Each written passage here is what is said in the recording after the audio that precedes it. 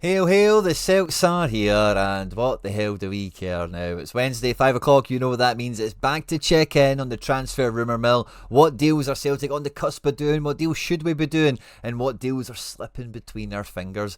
And over the last week, there's been a lot of rumour mill chat, particularly around Premier League youth prospect loans. We've seen this story pan out before, haven't we? As well as the other movie, or the other story that we've seen and watched and heard before, and that is Celtic nickel and diamond on transfer prospects, on transfer targets, down to the finest of margins at the 11th hour before we really need players in for crucial matches or for crucial milestones for Champions League qualifying, or even, just the season as a whole. And before we get into the video today, I just want to say a massive thank you to everyone that's been supporting the channel for however long you have been a subscriber, however long you've been viewing the content, hitting the like button, get involved in the comment section. It really does mean a lot. Earlier this week we broke through 13,000 subscribers, which was a huge milestone. I'm really glad we got there before a ball's kicked to kick off the new season, and we're pushing for 18,888. And the support we had on the video on Monday, where I was going through my application to the first team analysis job that the Celtic put out there, it very much warmed the heart. Loved reading the comment section. Thanks to every one of you for your kind words, for your support, and I'm really pleased you enjoy the content and you really enjoy everything that we're doing here. It's set to be the biggest season we've ever had on the channel, and that's really down to all the engagement from you guys, so sincerely very much thank you. I hope you enjoy the video today. Feel free as always to jump into the comment section, let me know your thoughts, feelings, and really where do the chips fall, where does everything lie as we find it at the moment.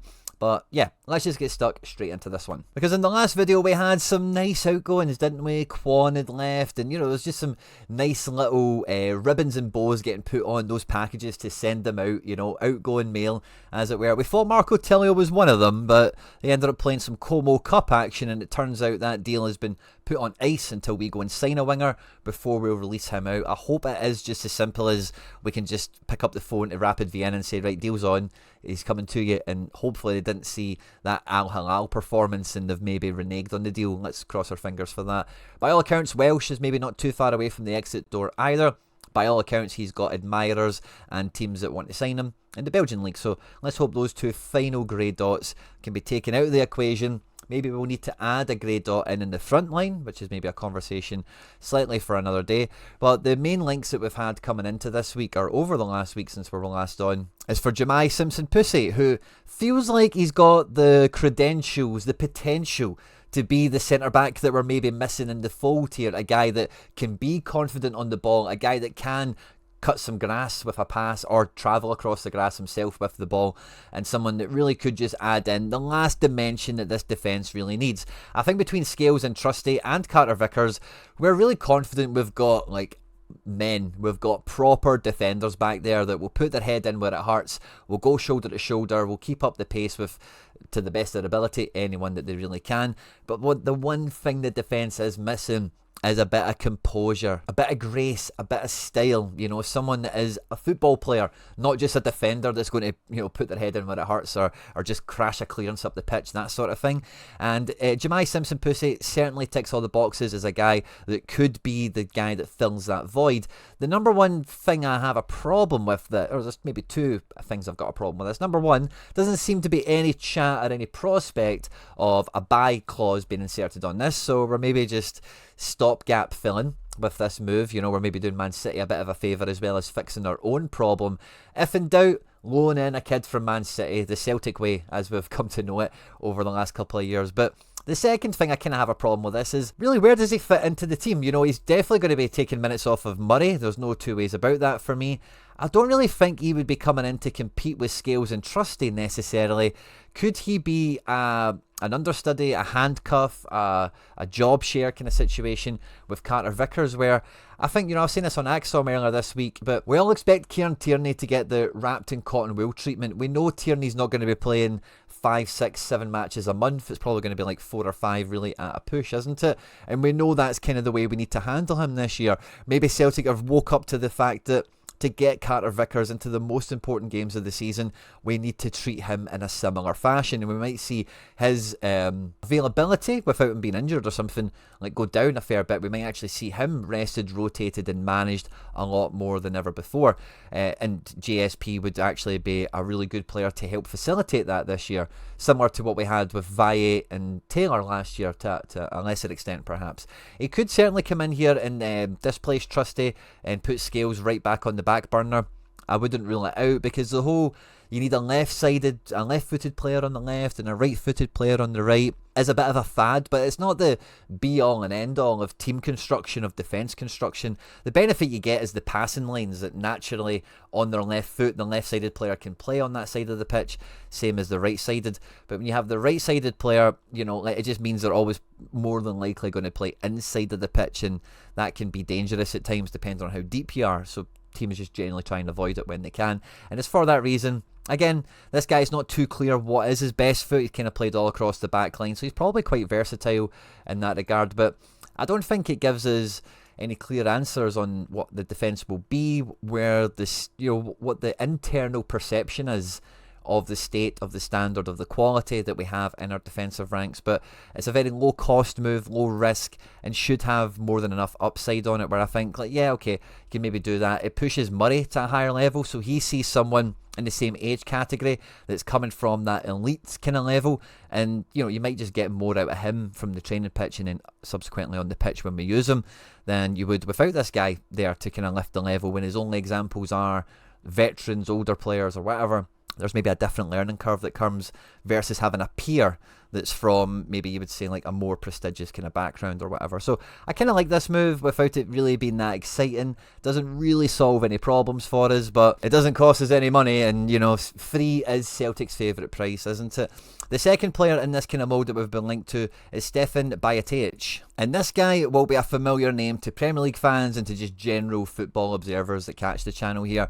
This is a bit of a wonder kid that broke through in the Jurgen Klopp era of Liverpool, which is now behind us, of course, you know. But this is a player that's been capped for Spain and has a really high profiles, is very well thought of across European and world football. He has really struggled with injuries, just came off the back of a really bad injury, in fact, in recent times. He went on loan at Salzburg and went on loan to Las Palmas in La Liga, and both teams were really interested and excited to try and sign him on a permanent deal, and for whatever reason Liverpool just never allowed that to happen. We now find ourselves in discussions with a loan, with a buy option for this guy. He is diminutive. He's not like O Bernardo, he's not like Engels. He is like a good bit thinner. He's a bit more flimsy, let's say. But one thing about this guy that is unquestionable is he is a defensive midfielder. He has that nose for danger. He has that spidey sense of where to be to snuff out an attack. And because he's got that Spanish wonder kid, top end Premier League kind of level mystique ability about him, he's very good on the ball, and that's why teams like Salzburg and Liverpool have persevered with him to try and see if they can unlock his potential. He's still only 20 years of age, and I think if we were able to get this deal done, a loan with an option to buy, we can then really see, is this guy Paddy Roberts or is he Charlie Musonda? You know, where are we going to lie with this one, and do we want to accept that burden into the squad? I think we have accepted a burden in the squad for Carter Vickers, and we've got this kind of marriage of convenience where we know he's really good for us, he knows we're really good for him, and this is kind of the best situation for all involved, and that's why Carter Vickers has the contract he has and why we persevere through his injury kind of woes, as it were. So it'll give us a much better position to make a decision on Bajcetic, and there's not that much pressure to actually put him into the team when he is on loan recovering from injury. So I don't think it really upsets the balance in midfield, but I do think, and I would agree with Paul John, who I heard saying this earlier today at point of recording, that maybe there's one midfielder now too many in the fold, where you're not going to get effective minute management or appearances for all the ones involved. Now, where I think the midfield sits at the moment, if we do bring in Bajcetic, I think Luke McEwen is clearly the most attacking midfielder we have in the second string, and I don't see his place really in question. His wages are not going to be anything out of the kind of batch norm average of the squad, if not maybe even at the lower end of it. There's not that many teams you could actually sell him to in any case. I don't think McEwen is going to be close to getting moved out if something like Bajcetic did come in. Arne Engels is kind of similar and kind of the opposite all at once. I'm not sure with just really the way his season went last year, there's enough meat on the bones for any other team or scouts out there, out and around Europe, to really swoop in and give us more money than what we paid for Engels. And I don't think Celtic, through pride or for losing face or whatever, would want to sell Engels at a loss. And I think it's clear to see, like, you know, in time he only gets better. He's very, very young, you know. So that leaves me with Bernardo, the player who people thought was meant to be an O'Reilly replacement, the player that had so much promise to give in a lot of fans' eyes. But for me, and here on this channel, we've always been quite aware of what Bernardo is, and that's fine. You know, he's fine. He's okay at kind of everything. He's not amazing. He doesn't really like lift the level of the squad at the top end, but he kind of lifts the floor of the squad. Portugal Youth International, Benfica Academy, we know all about him already. But this is a guy we didn't actually spend that much money on. Maybe his wages are at the top, not at the top end of the scale, but, you know, at the top end of the average in the squad. And this is a guy that, yeah, you're not going to get Benfica to buy him. Benfica sold him. He's not going to get in the Benfica team, but you could maybe sell to Braga. You could maybe sell to a mid-table team in Holland. Bernardo is a guy with his youth international credentials and his Celtic career has enough meat on the bone where I think you could get a team to take Bernardo off of our hands. And then in that case, I think if we did lose Bernardo and bring in Bajcetic, you've then got the guy who's clearly the defensive midfielder to come in and rotate and job share and whatever. You've then got McKeown, who's clearly the more attacking kind of second string option. And then you've got Engels, who we've said already in this pre-season, you could probably put anywhere in the midfield and give him a bash and see how well he does with progressing and what job could he do for the team. And I think that might be more the plan of attack if Celtic were to shed another midfielder. Now, this kid is only going to be in on loan. He does have a significant injury record, so throwing the baby out with the bathwater, like signing this guy on loan and then straight away chucking Bernardo out, I don't think is the way to go. I would just keep the team, the midfield, the way it is right now. And, you know, if Bajcetic does convince and we want to sign him on, then that's when you have a wee chat with Bernardo. Don't get me wrong, if interest for Engels or McKeown did come along, then yeah, I would entertain it. But I think McKeown is the one I would entertain it for the least because of the lack of expense he is to the squad. He's a Celtic fan, he's a homegrown, he's a Scottish player, and he is the most attacking guy here in the second string. And if you took him out of the equation, there really isn't a player in the midfield from the bench that could go up a gear for us or help us maintain an attacking threat when we're against a team that's banking in deep against us. So I think McKeown's place in the squad is probably pretty safe, probably amongst the safest in the entire squad. But the main story that's kind of circulating around at the moment that is the source of pain and frustration and anguish for Celtic fans everywhere is Celtic submitting now 3 offers of 1.5, 1.7 with add-ons, and then €3 million for Jacob Briem, who is valued at, it was 5 million, we're now hearing 6.5 million. Other teams are now interested. And when you look at the winger crisis we've been highlighting here on the channel, and it's there for all to see again, like, Celtic have got the money. Like, if Celtic aren't going to be spending on Engels, trusty Ida level prospects this summer, again, fine, whatever. They've maybe been stung by that last window. You can appreciate why they might be conservative with a small c, to quote Tino at Celtic Exchange one more time, in this window after being stung maybe in the last window. But you can only get away with acting like that, for me, if you see Briem at 5 million, get the deal done. You see Balikwisha at 5 million, get the deal done. You see Negren at under 2 million, Yamada 1.5, get the deal done, get the deal done. If you've got all this money and you're not going to like spend it on clear talent that will make the best 11 better, those players that you are shopping for that are prospects, the ones you like, Celtic, don't mess about. Players are not fungible, you know, like one winger from Holland isn't as good as the other. And this is something that we've seen with Pep Guardiola, with Jurgen Klopp, if we can add in some of the elite managers in world football into the conversation, where when they know specifically, I want Alisson in goal, I want Virgil van Dijk in centre-back, I want Julian Alvarez up front, Erling Haaland, Guardiola, whoever it is that they're buying, yeah, they've got the money and the might to make sure they get exactly who they want. But as we've seen with some of those examples, they don't always happen in the first window, and these teams go back for the players they want because they understand that, you know, no two players are the exact same. And if you ID a guy that you're really excited about and think this guy adds to our team, fits in well, could make us money, yada yada, just get the deal done. Stop messing around, because these transfer fees for Jacob Briem should well be within our grasp and shouldn't be something that we're really nickelling and diming on. Now, Jacob Briem, like we mentioned in the last video when we were chatting about him, isn't a wingery winger. If anything, he's more of a number 10 who can play out wide, and he's got more experience playing out left than out right, which maybe is part of the reason some Celtic fans were worried about this, what I believe is a bogus rumour of Daizen Maeda going to the Premier League. I don't see that happening. I don't see that changing. But this is a guy that's versatile and should fit into a number of different positions. And like, the only justification for the nickel and diamond has got to be that he had a bad injury towards the back end of last year. He did recover from it. He did get back into the team, and by all accounts, he's operating in pre-season, and there's no kind of real hangovers and real issues around that. But the player at Go Ahead Eagles that here on the channel we clearly ID'd as this guy would fit into our team, is what we're missing in the squad and would make a big difference, is Oliver Antman. Now, it looks like Rangers are the ones that are actually hot to trot on Oliver Antman for around 3-5 million euros, same sort of price as Briem. And really, like, Celtic should just go out and buy both of these guys. Antman is much more of a right winger that can play forward because he's a bit of a bigger kind of frame. And again, it doesn't happen that often at top end football. But again, if I can use Liverpool as an example, in this window they've signed Florian Wirtz and Jeremy Frimpong. Some clubs have done this, but it's maybe over a number of windows where they end up getting two players that have formerly played together into the squad.